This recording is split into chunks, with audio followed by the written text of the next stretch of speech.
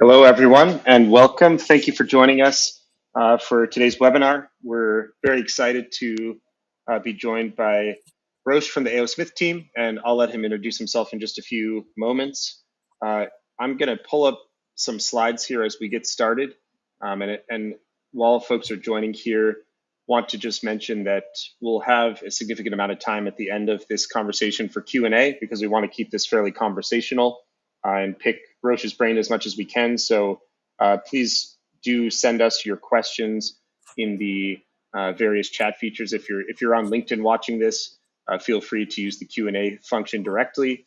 If you're on YouTube, I believe we may be streaming it there as well. Please also use that feature, and we'll make sure to collect those and ask them once we get to that section. So I'm going to share my screen now, and we will dive into it. A couple quick housekeeping items to start, and then I'll have a quick introduction of myself, and Roch will do the same.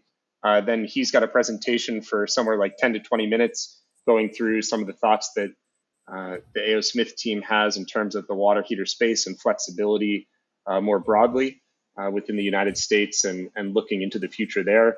And then a few thoughts from the Codibly team on this topic as well that we'll end with in terms of the presentations. And then, like I mentioned, we've got a fairly open-ended block of time for Q&A. So just a reminder once more, we will have significant time for answering your questions. So please do remember to post those throughout the conversation, and we will get to them as we get to the Q&A session.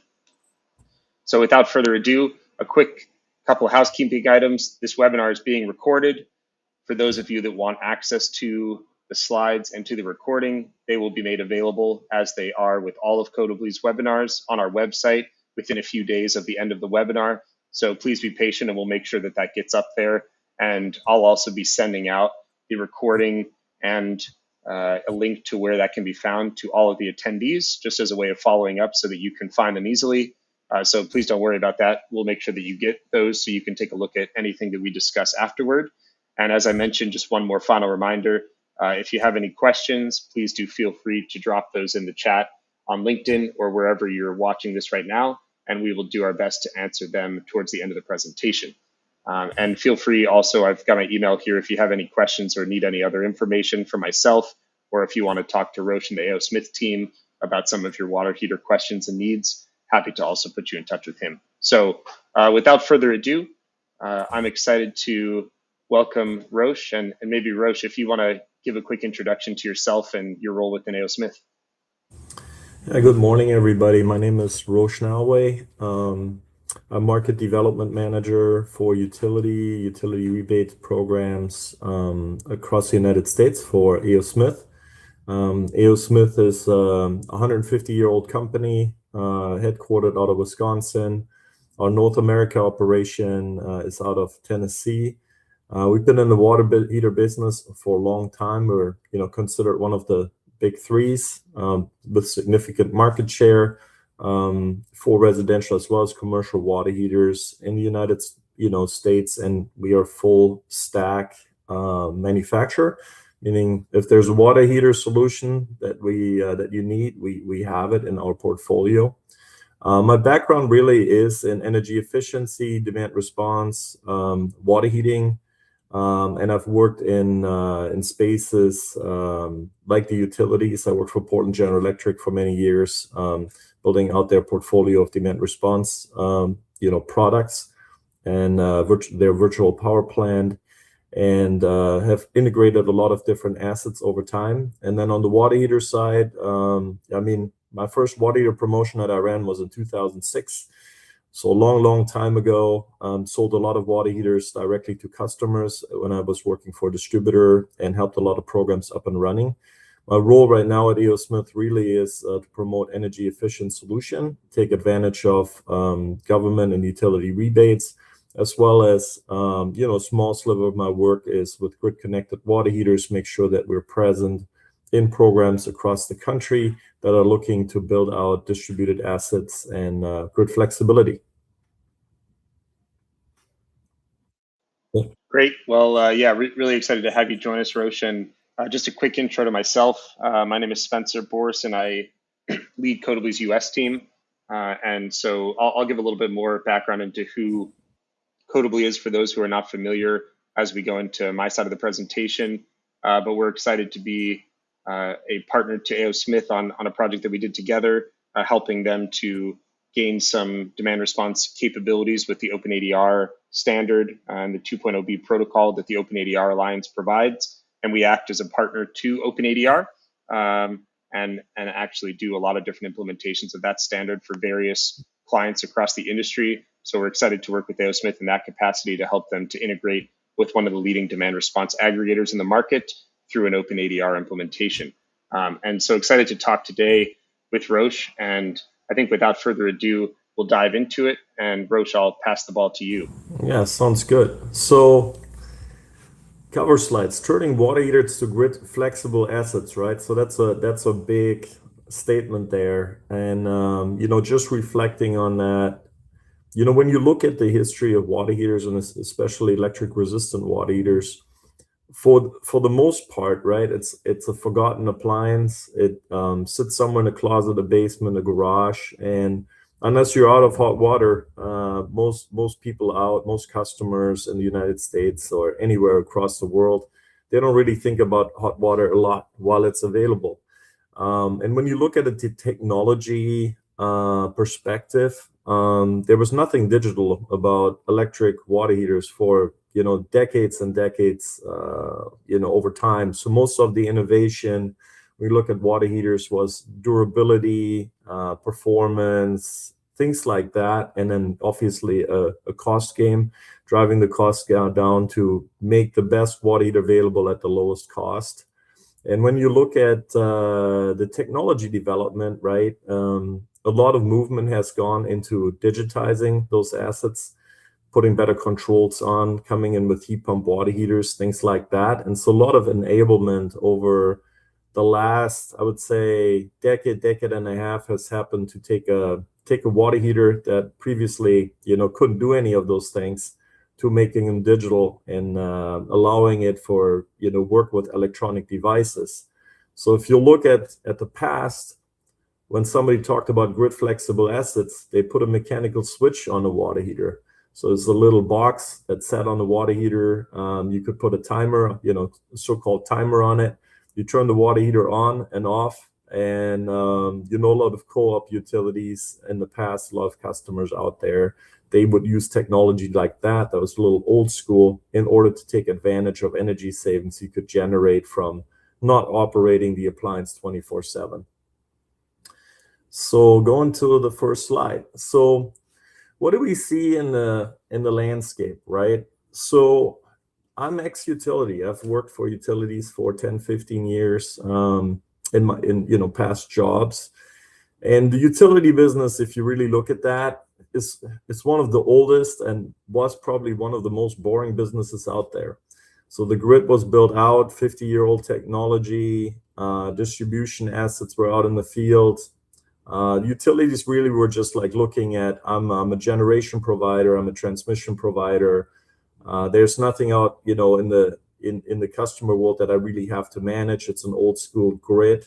And what we've seen over the last, I would say 10, 15 years is electrification happening.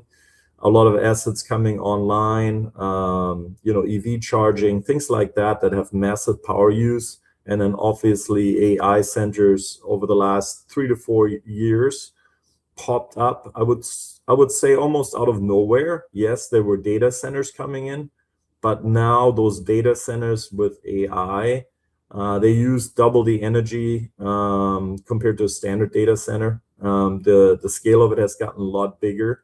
And so utilities are struggling, right? We're really like looking at like, how do you manage the top 20 hours of the year when you need a lot of energy and there's not enough generation assets out there.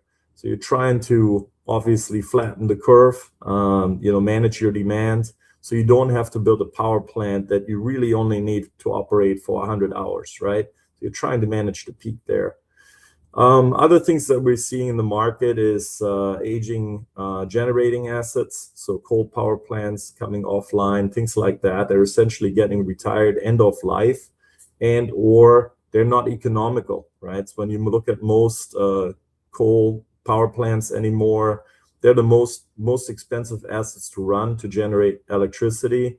So whether you believe in decarbonization or green energy, things like global warming, it doesn't really matter. It's just an economical thing. Like it's so expensive that if you have any other assets, you want to run that over a coal power plant. With that, we see a shift to intermittent resources. Utilities have wind, solar farms that are now the lowest cost energy sources on the grid at this point in time. But those are intermittent. So, they come in and they spike, they go down, they're not available at night. Wind blows oftentimes at night when nobody's using energy. So what do? How do you store the energy? How do you manage the grid? The game has gotten a lot more, complicated. So that's where we ultimately see the pressure for grid flexibility. And, water heater is obviously one of those assets in that stack that over time will gain importance. So partial solutions to the grid today, right? We see utilities in various stages of building out a VPP, a virtual power plant. You're looking at aggregating distributed energy assets. What we've seen over the last 10, 15 years, everybody started with HVAC thermostats like the Google Nest, the Honeywells, the Ecobees, and those were easy, right? Like in a way, customers care about their home comfort, right? They want to be connected. I would say Nest was probably the trailblazer at that point in time, creating an experience where the customer can connect with their thermostat, and also allowing utilities and utility customers to enroll seamlessly in utility programs for grid flexibility and getting rewards. Then the next thing is EV chargers, right? So that's happening. You can either connect your EV or your EV charging system to a demand response program. And then last but not least, home batteries, right? So a lot of the home batteries are getting installed with solar. That market has changed significantly, I think, over the last 24 to 36 months. Whereas previously you just do solar, you don't do any battery at all. I think last year, half the systems in the United States going in for residential solar had battery backup. Battery backup means you have a 13 kilowatt hour battery attached to it, mostly Tesla Powerwalls, right? And 10 kW of those batteries can be used for grid work, flexible grid programs, and that's very attractive assets because you get a massive amount of energy that you can play with and storage capacity that you can play with. Non-firm assets, meaning they're behavioral, they're not controlled automatically with a button today. It's our behavioral demand response programs. So it's essentially utilities sending emails and texts out. See this in the California market. I mean, I think 2, 3, 4 years ago, there was an event in California where, there was a big risk of brownouts. Customers were essentially not responding to the utility, request to reduce energy consumption. And then finally, utilities send a text message out saying, hey, listen, if you don't reduce or turn up your HVAC system, essentially don't, your air conditioner from 65 degrees to 75 degrees to essentially shed some demand, you're going to experience a power outage. And 4,000 megawatts of energy went offline within an hour, right? Which is wild. That's just so much energy coming off the grid. And then last but not least, time of use rates. So pricing signals are available in many utility areas. It's become very common that utilities have a time of use rates option, which essentially says you pay a lower cost for energy used at certain parts of the days compared to other. So those are different things that are out on the market today. Coming to water heaters, why water heaters, right? That's what are we talking about? And I think people always forget, or a lot of residential customers don't know that their water heater is the second largest energy user in their home. Granted, if they have an EV or something else going on, that it could be number 3 on the stack. but it's a significant load in the home that could be managed. It's dispersed geographically, right? So from a utility, utility perspective, it's nice that it's not a bunch of water heaters just in one location. It's very beneficial to the utility to have a lot of water heaters across their whole service territory. So when they manage peak demand, they can isolate those water heaters and saying, on this feeder, on this main electric line, in this neighborhood, I'm having trouble, right? I'm in trouble. And the utility will know that, like communication on the transmission grid, between the transmission grid and the operators have gotten a lot better, right? So they know my transformer is getting close to capacity. I need to do something. Otherwise, we're going to, essentially lose reliability. So water heaters there have a big benefit there because it is ubiquitous. It's all across the area. And then last but not least, essentially water heaters are a battery, right? So they're made for storing energy and dispersing energy, but the energy is stored in water, right? So you disperse them when the customer wants it, when the customer needs to take shower, when the customer needs to run dishes, when the customer needs to do laundry, right? That's fine. But when that is not happening, right? When outside of those periods where you absolutely need to have hot water, there is an asset out there sitting at home that could be doing something else, right? And it's essentially acting like a battery. So we want to do with demand response on water heaters is to find the balance between giving the customer what they want, meaning when they need hot water, they get it at all times, at the same time unlocking the grid benefit coming from that. So that's like the big task here.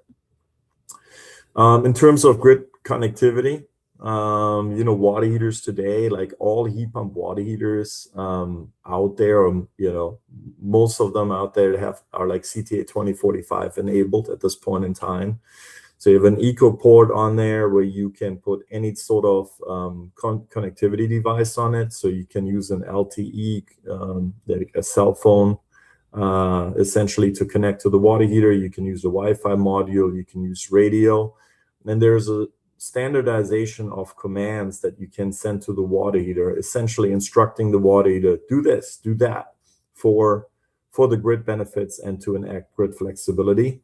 So one way to make these new digital water heaters grid connected is to use the EcoPort. The second one is from an A.O. Smith perspective. We have an app. We refer to it as ICOM. It has an onboard Wi-Fi, and you can enroll into utility programs via the Wi-Fi connectivity and enroll into programs. So you have these two pathways, and they're available today, right? From a utility perspective. In terms of grid benefit, always, what does a utility get out of it, right? So when you look at like having an HVAC system attached to it, like an air conditioner, central air conditioner, or a heat pump, depending on the size of the system, you're normally seeing about a half a kW, kilowatt to a 1 kilowatt of benefit on the utility side. So that's for your number one system in the house. Water heaters, depending on the type of water heater, probably around about 0.1 to 0.5 kW. So it's a lot less than your HVAC system. 0.5 would be more for like an electric resistant water heater and a heat pump water heater, just because it is already so efficient. You get a lower load benefit, like a lower capacity value in there. So what that really means is you got to be very cost effective. It needs to be dirt cheap in order to connect to the water heater and make it controllable. To unlock that value, there's not so much value across the whole chain of people delivering the solution, where people could become uber wealthy, but there's benefit out there, right? And at some point in time, it will be unlocked, and it's available there today. The big change that we're seeing that makes this attractive to utilities, where today maybe 3 to 5% of the total electric resistant water heater market or heat pump water heater market is addressable, with demand response controls that don't require massive retrofits. In 2029, we have legislation coming out, or it has come out, NECA 4.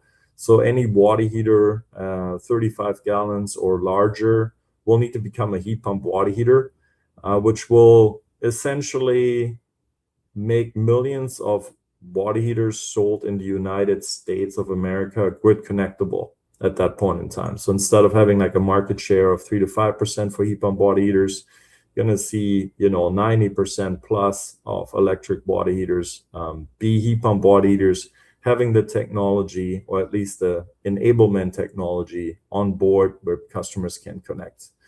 So that's going to drive a big opportunity. And at that point in time, at the point of sale, at the point of replacement, those water heaters could be connected, provided that there are programs available that utilities offer, and providers jump in with retrofit switches and or work with us as a manufacturer to enroll those water heaters into the programs across the United States. So that's it from my part. I know this was a pretty broad overview. We can really dive into details, but I was like, well, let's at least talk about the opportunity. I'm going to turn it over to Spencer. Okay, great. Yeah, thanks, Roch. And as I get started here, like I mentioned at the top, for those who have joined us since, we're going to have a significant amount of time here, probably in about 7 to 10 minutes after my quick presentation, where we'll go through some Q&A. So we've got a couple questions already, but happy to continue to add on. So if you've got questions that you'd like Roch or myself to weigh in on or provide our perspective, please do feel free to start to post those, and we will make sure that they get added to the list. So just a quick plug for that. And without further ado, I will get into mine. So just a quick update in terms of who Codibly is. I think most of the folks on this call probably know, but we act as a demand response and DER technical partner to a lot of the different players in the ecosystem, both to OEMs, so some of the big players like A.O. Smith in the water heater space, as well as many other types of devices, and then upward to the demand response aggregators and the alliance bodies that put out a lot of these relevant standards. So OpenADR Alliance and SunSpec, which does IEEE 2030.5, as two good examples where we're a partner to both of those organizations, but then also Energy Hub, Uplight, Leap, C-Power, and others who act as demand response aggregators for various programs, both on the utility level as well as the ISO RTO level for wholesale markets. So we act as an enabler of a lot of this stuff and work closely with folks like A.O. Smith to plan out and implement the most efficient pathways to participating in demand response programs. The quick take that I wanted to provide here, I guess I can mention quickly that we do a lot of this with some pre-built accelerators. If you're interested, feel free to reach out to me. I don't want to spend too much time on that. But a lot of what I had to say, I think Roch already said eloquently, so I won't belabor the point, but just to say that the case for water heaters is continuing to be made every day as peak demand continues to rise, both because of various electrification paths intensifying, but also because of the data center boom happening in the United States and the fact that utilities are seeing increasing strain on the grid. So they're needing more and more capacity to be able to be used flexibly across the existing capacity. So they're not really able to keep up with developing and putting out new capacity to meet the ramp up in demand. So rather, they're not only doing that, but also looking at how do we more effectively manage some of the existing devices and loads that we have within the system so that we can be able to shave some of that peak in times of peak demand, like in the summer and even sometimes in the winter, depending on the state or the utility. So this is where water heaters come into play. I think Roch was right to mention that, of course, water heaters have not traditionally been the main asset that's been coming from various demand response programs. So typically the thermostats, HVACs, batteries, we've seen as more prevalent historical assets. But like Roch had mentioned, as more of these water heaters start to come online with that flexibility provided by EcoPort and by the ability to receive signals and to be able to actually shed load and turn on and off at various points when the grid demands it, although they are small individually, the amount of kilowatts that are shed, collectively, they still provide a significant pipeline of potential capacity to utilities. So we still see it as a significant area of opportunity. And certainly, as they're a more nascent space in demand response, there's a lot. Well, we're sort of close to the floor now. So as we look ahead, there's a lot of low-hanging fruit for different programs and opportunities to engage customers to leverage their water heaters as a flexible asset. I think just to reiterate, so Roch had mentioned, EcoPort CTA-2045 and custom applications like ICOM, which allow for that device level interaction. We also have seen, and where Codibly plays a role typically is also in the higher level protocols and platforms that connect those assets into aggregators or into utilities that allow for the actual participation from the grid or from the grid's partner in an aggregator to that end device. So OpenADR is typically what we've seen in this space. And the OpenADR Alliance does do some work directly with EcoPort and with CTA 2045. So it's typically what's used, but we also see some conversations happening with the SunSpec Alliance around how IEEE 2030.5 may also play a role as we look ahead. So there's a lot of interesting conversations happening between different various groups and utilities around how we can try to standardize some of this device control and be able to scale that in a way that, especially for some manufacturers that create multiple different types of devices and may have already implemented one of these protocols for another device class, how they can quickly be able to integrate that into their water heaters or other types of appliances in the future. So protocols will hopefully play a large role going forward. And finally here, I just wanted to provide a little bit of context, and then I've already told Roch that one of the questions I had for him is to weigh in on what he's seeing in the market. But just briefly here, we've seen a couple different things happening already in the US. As a lot of folks know, FERC Order 2222 a few years back opened the door for aggregated DERs to participate in wholesale markets directly. So that helps to make the case on the federal level for water heaters, in addition to other asset classes, being able to participate in demand response and flexibility. As Roch had mentioned, there's this new rule for May of 2029 for over 35-gallon electric water heaters to be able to have heat pump technology and to be able to sort of any new assets sold into the market to have that capability starting at that date. So I think we'll see a gradual shift. And Roch, I'll be curious to hear your thoughts in terms of how gradual that may be. And then we're also seeing a variety of different states and markets starting to have pilots, demonstrations, and even in some cases, some small programs around flexibility with water heaters. So a couple that I thought I would call out, Puget Sound Energy in Washington is running it's called the Flex Water Heaters program. It's a voluntary program right now targeting residential electric tank water heaters. So that's something interesting. There's also a little bit more work in the Pacific Northwest with Pacific Power, which has some work around water heaters on the residential side as well, and that's covering both Oregon and Washington.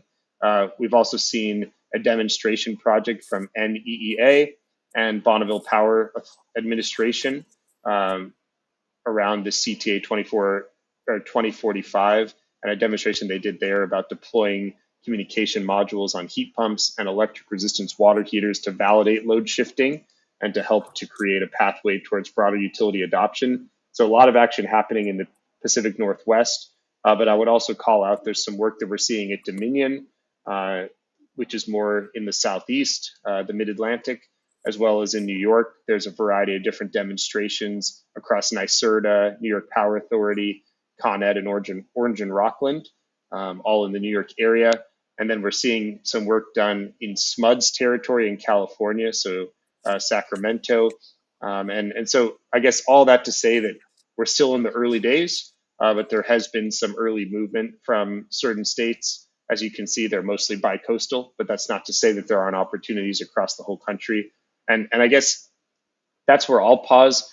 But as we jump into Q&A, Roch, maybe to start, are there any areas where you've seen across the United States, or maybe more broadly as well, if that's applicable, where I'm not mentioning certain programs or certain demonstration pilots that you're seeing that might be interesting for folks to know about as well? I think the only one where I'd say that you missed is like Duke Energy in the Southeast is active. They have their own little VPP going and connecting water heaters to that, and then we see some activity in Hawaii. I mean, ultimately, it's like where things happening is normally where energy costs are really high, right? So if there's energy costs are really high, there's a big incentive to manage the grid in a proper way, so the utility can use their lowest cost resource, right? Using a little bit of utility talk, like, normally the way it is to meet demand is from a utility side, you use the generating asset that is that is available and at the lowest cost, and then you add the ones that are more expensive, less favorable, and it goes all into the mix.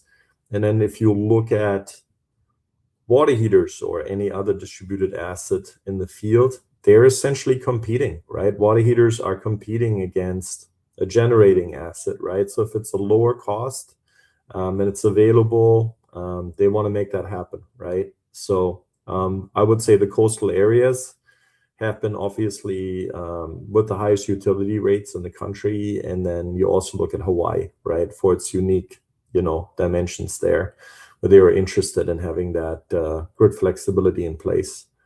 I think, Spencer, overall, I would say, and I think I would do this with any,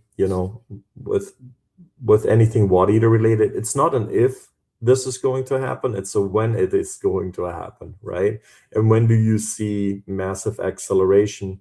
In my mind, I think 2029 is a key portion of that, just because the number of devices you could retrofit or you could get into the field in new construction is going to be massive. And it's going to be way easier to administer a program than telling like a distributor, hey, those 5 water heaters you sell, they should have a grid module on it or something like that.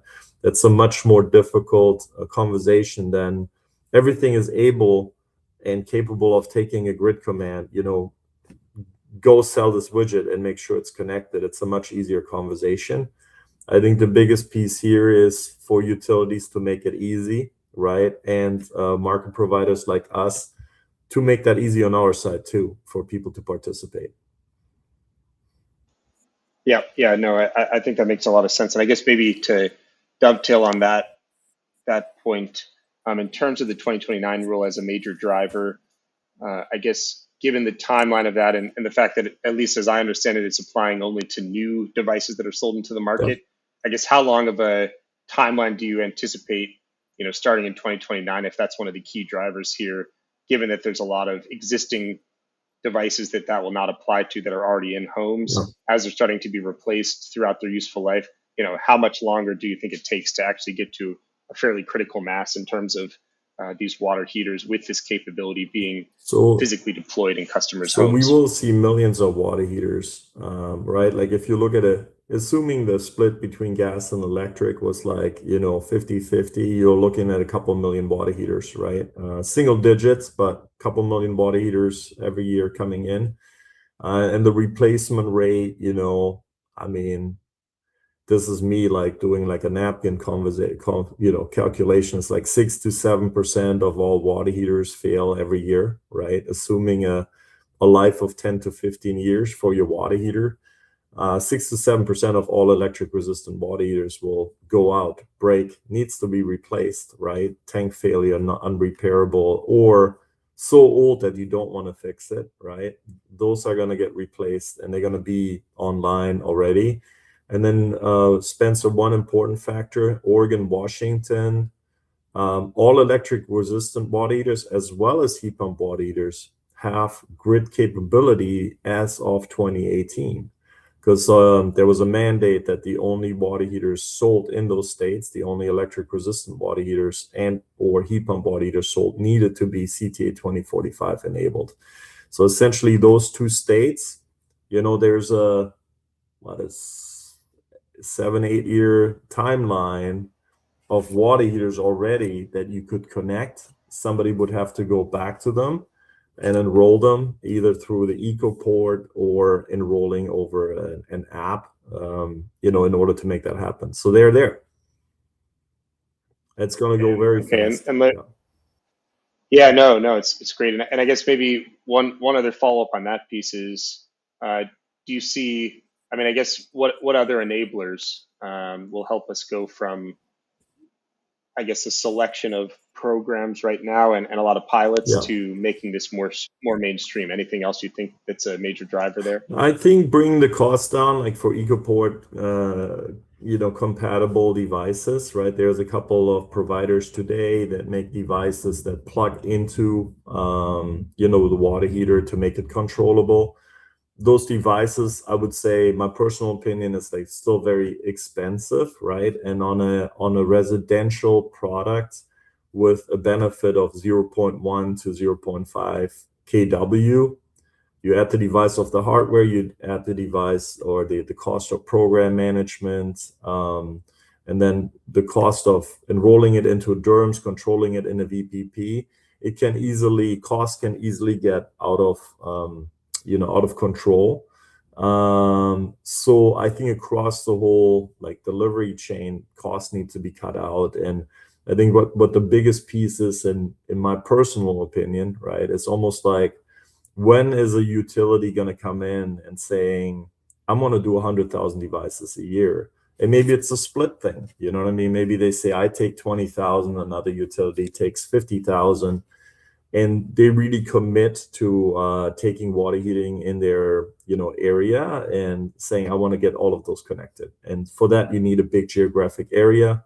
You need deeper pockets and a big commitment. So if I look at coastal utilities that are pretty active and forward-leaning, probably more likely to happen on those markets sooner, and with some followers happening on the back end. At some point, it becomes an economic thing, where it's the lowest cost. You just need to do it. And regulators may say, hey, instead of building this new distribution system out or building a new generation asset, go after those cost-effective resources out there, which in this case would be water heaters.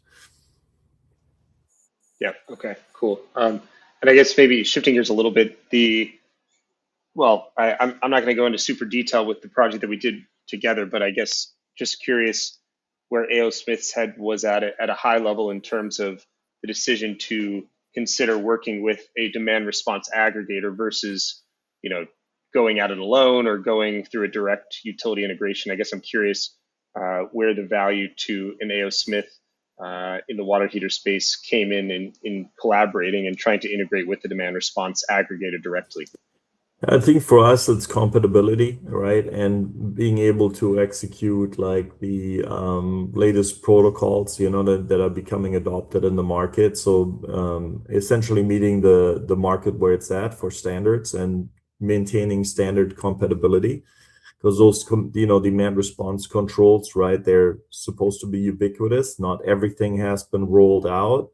Meaning there's like, well, all these commands are ready, and then there's another one, that we want. We want to make sure that we are always available and, able to make those things happen. And then, we see a lot of benefits in standardization. Obviously, we would not be able to accommodate like 50 different utilities coming with their own standard that they would like to implement, right? That would be very difficult just because the addressable market today is too small and be very expensive to make something custom happen. Yeah, no, that makes sense. And that's typically what we've seen as well, is the level of effort to integrate with multiple different utilities and markets individually is prohibitive in terms of the technical lift versus pursuing a partnership with one of the aggregators or multiple aggregators if you're looking to spread across the market. Let's see, I guess one more question on my list right now. If any other folks on the chat have any questions, please feel free to drop them in the next couple minutes.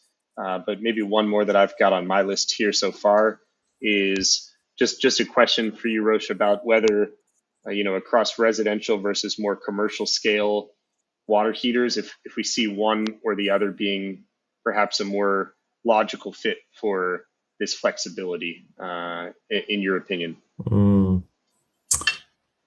Yeah, I mean, it's, commercial, it's a completely different I would call it beast or a completely different task, just because the way water heating gets applied in commercial spaces varies like hugely, right? A restaurant is going to use a commercial system different than a hotel lodging system compared to high use industrial and or commercial applications. I think the benefit for an individual system on the commercial side is obviously going to be larger, like the demand that you're getting from putting a commercial system under control is larger. But if you're looking at like electric load, commercial water heating is in many cases dominated by gas, right? So if you want to essentially control gas use, right, then that's okay. Electric systems in the commercial market are more costly and require oftentimes backup storage and things like that to unlock the benefit and to optimize it. So it's sort of like, I think in the imminent piece for controls, I see the residential market stronger for demand response, like, in the immediate term. And then for commercial, I think it'd be more a mix between demand response, but also having more visibility on what's happening at the commercial system.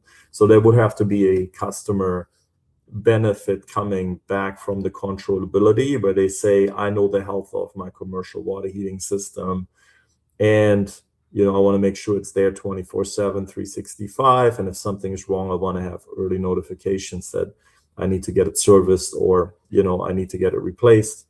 And then as part of that conversation, you can say, well, there's also control benefit. Let's make sure we unlock that for you, right?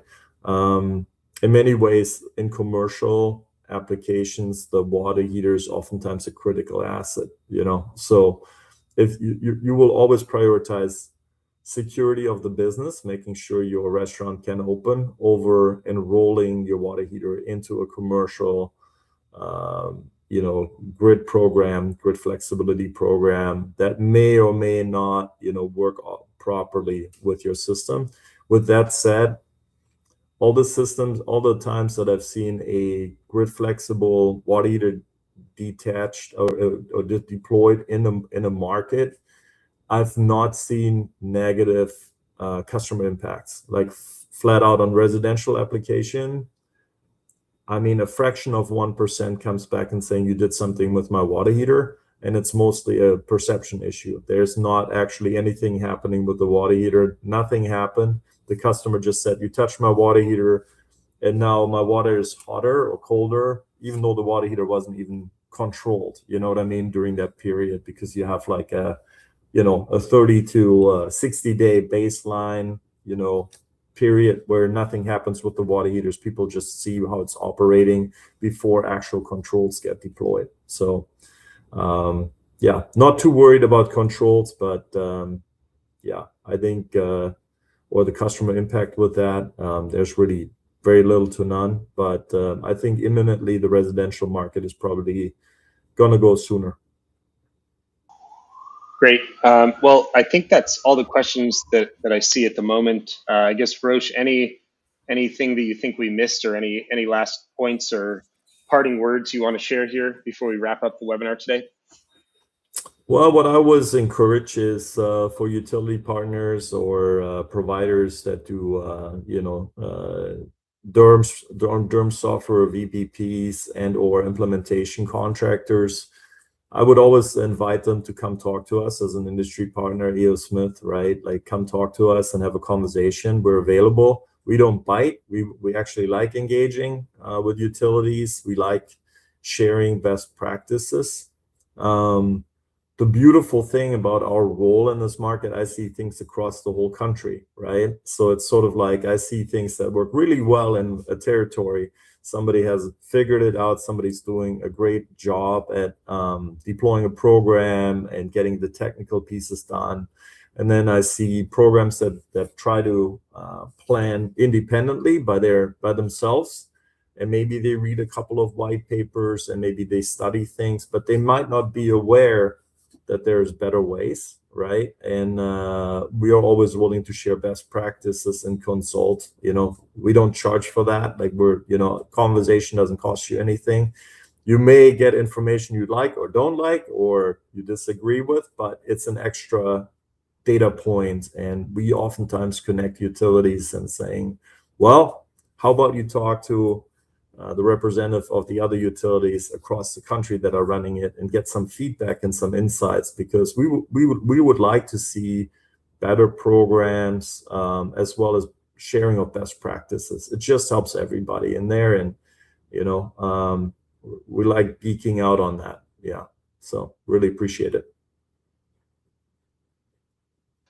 Great, great. Well, yeah, and like I said at the beginning, we'll share these materials over email with the folks who registered for the event, whether they attended or not, so that everyone has this information. And if you have any questions or want to have a conversation either with Roche and his team at AO Smith or with myself and my team at Codibly, happy to help facilitate and to make sure that you get put in touch with the right people. So with that, I want to thank Roche for taking the time today to have a great conversation about water heaters and flexibility and where we see the market going. And thanks to those who were able to join us today. And we will look forward to talking with you on a future webinar. So thank you all and have a nice rest of your day.